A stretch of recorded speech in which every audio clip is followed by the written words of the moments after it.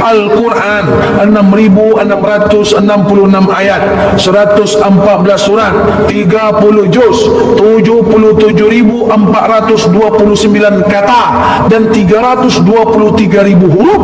Itu turun berangsur-angsur 23 tahun lamanya. 13 tahun di Mekah namanya surat Makkiyah, 10 tahun di Madinah namanya surat Madaniyah.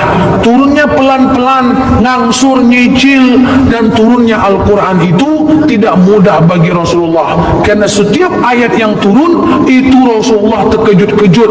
Kadang ayat itu turun, malaikat Jibril ngomong dari belakang langit, kadang-kadang suara gerincingan lonceng pekak ke telinganya, kadang-kadang turun dari kadang-kadang melalui suara burung yang sangat pekak, kadang-kadang turun dengan cara yang bermacam-macam. Kasihan kita nengok Rasulullah, terkejut-kejut dia setiap wahyu datang, terkejut-kejut. Kasihan kita nengok Rasulullah, susah menerima wahyu itu, Bu, susah, karena wahyu itu turun tidak sedang senang-senang, terkejut-kejut. Saya sudah pernah cerita kepada ibu-ibu, ada wahyu yang datang saat sedang solat. Bayangkan, saat solat wahyu datang. Saya teringat sebuah kisah yang saya paling takjub di antara semua kitab yang saya baca. Itu adalah turunnya perpindahan. Kalau ibu pergi ke Mekah, Madinah, ibu akan ketemu dengan Masjid Qiblatain. Pernah dengar Masjid Qiblatain? Itu masjid dua kiblat, Bu. Ya, Rasulullah sholat asar, Bu. Dulu kan sholat asar kita ke Aqsa. Dulu kan kiblat kita ke Palestina kan, Bu, ke Masjid Aqsa, ya kan. Sekarang kan udah ke Mekah, ya kan. Dulu Rasulullah sholat asar menghadap ke Aqsa, Bu. Baru 2 rakaat Rasulullah sholat, Bu. Baru 2 rakaat, Bu. Langsung sedang sholat turun wahyu, Bu. Qad nara taqalluba wajhika fis sama falanuwalliyannaka qiblatan tardaha fawalli wajhaka syatral masjidil haram.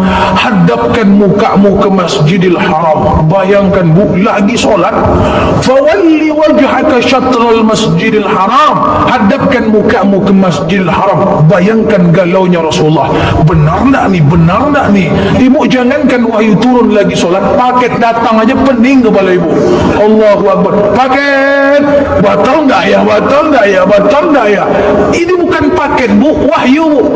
Kasihan Rasulullah, terganggu solatnya. Akhirnya 2 rakaat terakhir Rasul menghadap ke Masjidil Haram. Jadi 1 kali rakaat, 1 kali solat, 2 kiblat. Jadi makanya wajar kita hargailah Quran. Yang belum punya Quran, belilah. Yang tak pandai, belajarlah.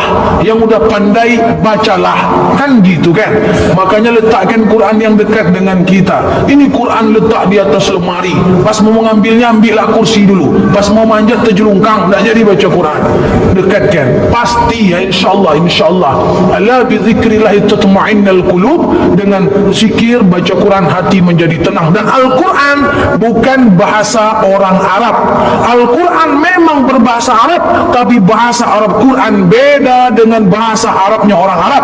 Kalaulah bahasa Arab Quran sama dengan bahasa orang Arabnya Arab, pasti orang Arab gampang hafal Quran. Pada faktanya orang Arab payah hafal Quran.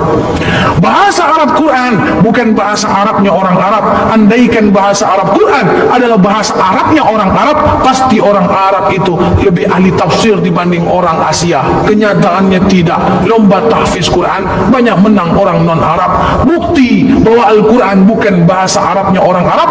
Rasul orang Arab, waktu ditanya, waktu disampaikan, Iqra bismi rabbikal ladzi khalaq, apa kata Rasul? Ma ana biqari. Aku baca apa? Apa yang harus aku baca? Iqra bismi rabbikal ladzi khalaq, ma ana biqari. Aku tak pandai baca. Bukan Rasul maksudnya tak pandai baca tulis, maksudnya adalah Rasul tak ngerti itu bahasa apa. Umar bin Khattab ketika masuk Islam, dia dengar adiknya membaca surat Toha ayat 1 sampai 14. Tercengang dia, enggak tahu dia maksudnya apa. Makanya dibilang tukang sihir, karena kata-kata wahyu itu tidak sama dengan kata-kata manusia. manusia. Makanya kami sebagai ustaz, sebagai ustazah tahu betul bahawa lebih mudah menghafal hadis dibanding menghafal Quran. Karena hadis lebih mudah, karena bagaimanapun dia bahasa hadis, tapi bahasa Quran payah dihafal. Inna nahnu nazzalna dzikra wa inna lahu lahafizun. Tapi kata Allah, aku yang menciptakan Quran, aku yang menjaganya. Bukti Quran wahyu Allah. Maaf, bukti Quran wahyu Allah. Tak dapat arti, tak ngerti arti, gampang dihafal. Anak SD pandai ngafal Quran, betul? Anak SMP pandai ngafal Quran, betul? Baru aja kecil udah hafal 30 juz, betul? Tak masuk akal, tak paham artinya, nggak ngerti bahasanya, bisa menghafal.